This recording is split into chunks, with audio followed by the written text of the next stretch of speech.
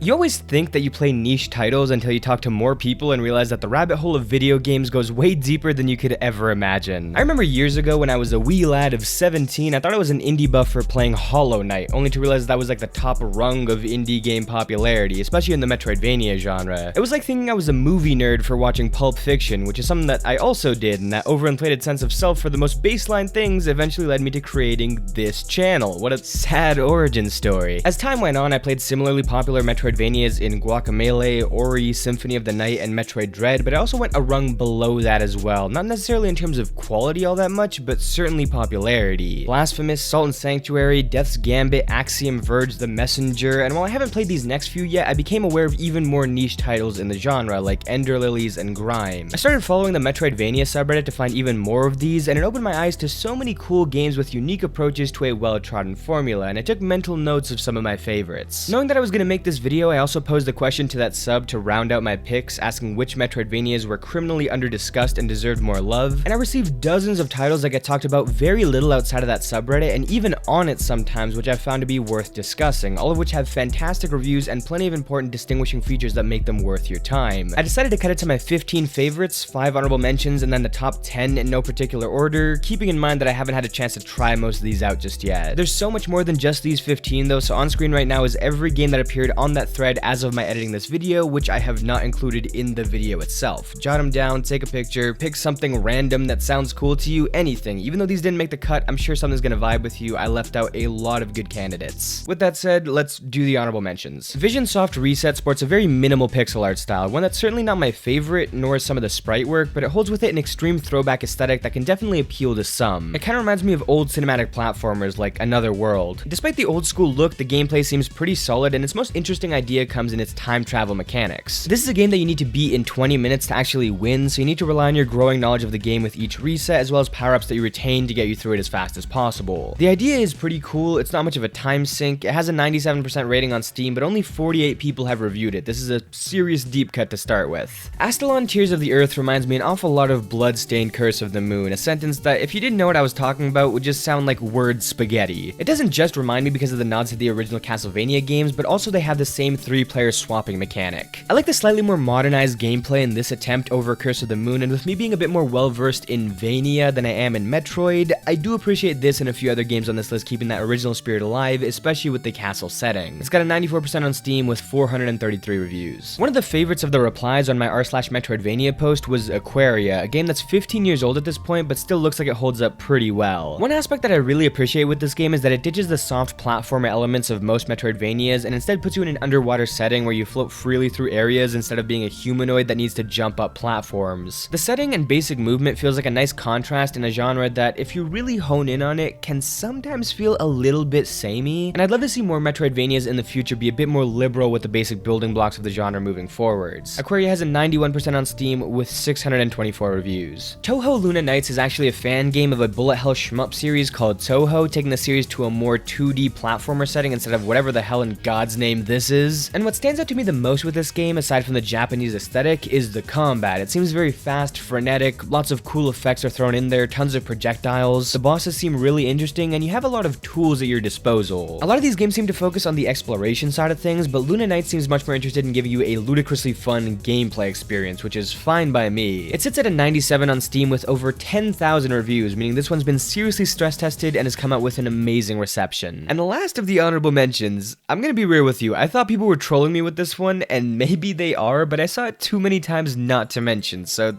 here you go, you degenerates. Rabi-Ribi. This is a bullet hell Metroidvania for thirsty teens with an anime addiction. It's got a pretty unique spin on its combat, and it honestly seems like a lot of fun, but I'll be real with you, I don't want to do any of that with Tinkerbell making this face off to the side. If you do, more power to you, I won't judge. I can't say I'm ever gonna play this one, but the actual game seems pretty well constructed. It's also got a 97% with 8,000 reviews, and Steam is gonna be giving me some weird recommendations now. Top 10 time, baby, woo! Woo! Remember, no particular order here, just 10 less discussed Metroidvanias that I think are really cool. Let's start with the one that actually inspired this video, Haiku The Robot, which got some buzz on the Metroidvania subreddit when it launched only a few weeks back. I think this is a pretty solid entry point into the genre as a whole because it's got a lot of the staples that you'd expect from a modern Metroidvania, it's got a very welcoming art style and world, and it's pretty short. Depending on how thoroughly you want to scrub through it, I'd say that you're looking at around 6 to 8 hours. It's also fairly easy, and unlike the last two games that we brought up here, the combat is dead simple. You just kind of swing your sword in a direction. This is a very stripped back game made by a single developer who has a clear love for the games that inspired this one. Single as in he's the only developer, by the way. I have no idea about his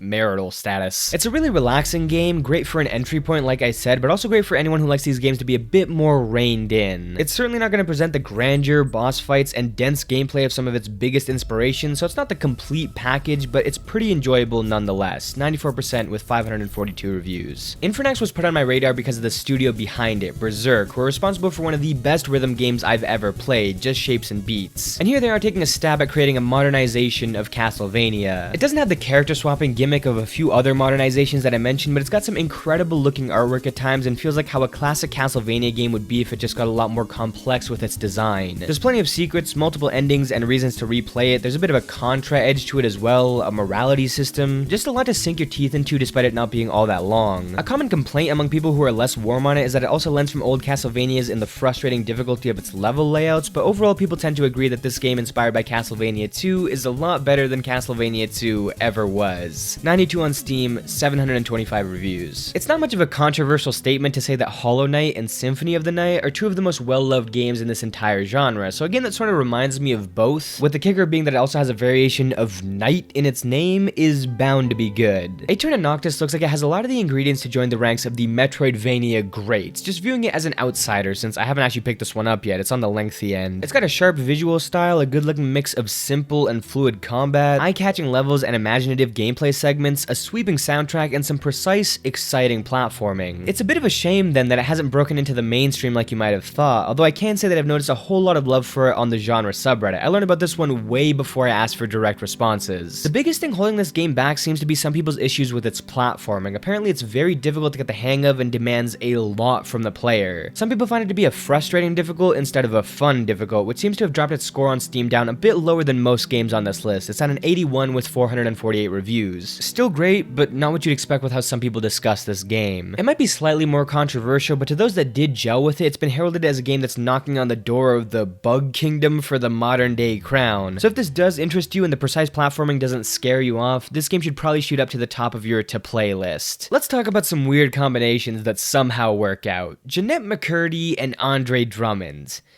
Although, I guess they didn't work out, so that joke makes no sense. Yoku's Island Express is a pinball Metroidvania that I seriously need to just shut up and play. Don't be surprised if you see it on either this or next month's What I Played video. It doesn't sound like a pinball platformer would work, but everything I've seen from Yoku's Island Express just seems like so much fun. It's so happy and playful, occasionally opening up for adventure and also closing you into small pinball playgrounds that connect together seamlessly. The premise alone and how well it seems to be executed is enough to sell me on this thing. It's another game that deviates from the standard platforming backbone, and it makes it stand out amongst the crowd. It's got a 96% on Steam with over 2,000 reviews. Fearmonium jumps out pretty quickly with its kind of cartoonized Alice in Wonderland visual style and enemy design. Some of the bosses look insanely cool, it's got that throwback animation style, and I think most parts of the presentation are great. From what I've seen of the game, the sound quality is a little bit wobbly, but that's the only issue in that department. I also really dig the idea behind the story, with the game taking place inside the head of a teenage boy who's developing a phobia, and you play as that phobia trying to grow and really mess this kid up. The gameplay got a lot of different descriptions, with some calling it one of the better parts of the game and others saying that it kind of held it back, but it's captured my imagination with the story and the sheer number of creative enemies it seems to have. It's another deep cut, but it feels like something that hardcore fans of the genre should experience. It's got an 87 on Steam with 204 reviews. Environmental Station Alpha's art style verges on being a bit too simple, but I ultimately dig the lo-fi look. That look seems to be combined with some really smooth movement and shooting mechanics that feel like they flow really nicely, all in a very spacey, quiet, atmospheric setting. It feels like it nails a lot of the basics, and while it doesn't seem to invoke much innovation, it stands as more of a love letter to the genre than anything, which is why it's become so popular in the community. The game apparently boasts a solid challenge, especially with its bosses and sometimes with its exploration, and despite its simple charm, I think it's designed more for people who are really familiar with these games and will appreciate its homages. 85%, 954 reviews. Now, I know I said that these games were in no particular order, but I have to say this next one might be my favorite of the bunch, and I'm surprised that I've never heard of it. It's been out for 10 years. Insanely Twisted Shadow Planet not only has my favorite name on this list, I mean, how could it not, but it also has my favorite presentation as well. Just like I praised Yoku's Island Express and Aquaria for ditching the typical platforming style, Shadow Planet also deserves praise for creating a Metroidvania where you glide around on a flying saucer exploring a terrifying planet. Insanely Twisted is an apt description. The line work is jagged and unhinged, and nothing is inviting. They've created such an interesting setting with an amazing color palette and a soundtrack that belongs in a big budget movie. In fact, this whole game, despite being put on a 2D plane, feels like a movie in idea, style, design, and sound. A lot of the gameplay seems more focused on puzzles, and it also runs on the shorter end, which is honestly good with me. It gives me a chance to run through more of these instead of dedicating an insane amount of time to one. And I guess you guys know how I feel about long video games at this point. I've already bought this game, and it's the very next thing I'm gonna play. I'm really stoked for it, and so happy that somebody tossed it in the comments because somehow I've never heard of this thing before. 88% on 454 reviews. Gato Roboto is weird, creative, and straight up fun. It has a full commitment to a black and white aesthetic that really pops, and come on, you're a cat who's controlling a mech suit. This is really not a question of if you should buy this, it's when. The mechanic of entering and leaving the mech suit to traverse this space mission is pretty simple but very effective, and I'm really impressed with how amazing this game can look with this level of restriction on its colors. It's yet another short one, I think it's the shortest one on here, but it's very streamlined. I actually bought this following the initial wave of responses that I got, and it's been a blast. It kind of miniaturizes the Metroidvania formula, which makes it a really good entry point and a fun experience to zip through for people more familiar with the inner workings of these games. It's pretty cheap to match that short runtime, and there's just an underlying charm to this game that's pretty undeniable. It's got a 94% on Steam with about 2,500 reviews. Seriously, Devolver does not miss. Auto actually reminds me of an upcoming Metroidvania that's received some interest recently in Nine Souls with a simplified Japanese setting and an emphasis on fast samurai combat. That combat seems really snappy, more so than maybe anything else on this list, and people have praised its one-on-one duels quite a bit. The game seems to demand quick thinking and reflexes. There's lots of parries and deflections and returned projectiles, not just in fights but even in platforming segments. It's also not afraid to go the opposite direction of Gato Roboto and be exceptionally bold in its color choices, and even though it's not the most detailed looking game out there, it still looks amazing because of that. The game only has 156 reviews on Steam, but it's currently sitting at a 99%. And finally, the game that has the worst Steam score on here but is actually one of the ones that I'm most looking forward to trying myself, Kunai. This game employs the use of a grapple hook and a few weapons with some serious zest to give one of the most action-packed entries on this list that still boasts fantastic art. Not just with the character designs, visual effects, and even fun expressions, but also with the way that the foreground and background play off of each other. The stuff in focus gets really sharp and bright colors, while the backdrop contrasts that with a more washed out look. They complement each other beautifully. The movement in this game looks really fun, and I like the mix of close and long range combat, plus the bosses look really dope. Part of the lower Steam score comes from the complaints of the lack of fun challenge and interesting level design, which are pretty fair things to complain about, but it's another game that feels like Metroidvania fans should at least give a go since it's got a lot of promise as well. 79 on Steam with 317 reviews. And that's all the titles that really caught my attention when it came to Metroidvanias that haven't really entered the zeitgeist. Of course, there's a lot more. I haven't been able to track down every single Metroidvania out there, so if you have others that you really like, put them down in the comments, and hopefully at least a few of the ones that I showed here were interesting to you and got put on your radar. Like I said, don't be surprised if these games appear really soon on my What I Played series. It's taking all of the self-restraint I have not to dump an obscene amount of money on these games on the spot. I really gotta stretch them out. If you enjoyed the video, leave a like. If you're new, subscribe. If you've been here for a while, let me know what you think about me doing more videos that talk about large selections of games at once. Whether it's my most anticipated titles or hidden gems like this one, I feel like it's a nice contrast to the videos that really focus on one game or one idea, the almost essay style stuff. That stuff's a bit more intensive with the editing and everything, so it's good for me to kind of go back and forth between them, and it's just really nice to talk about a lot of games that I find interesting, so I really like mixing them in a bit more, but I want to know what you guys think. Anyways, hope you enjoyed, and I'll see y'all next time. Peace.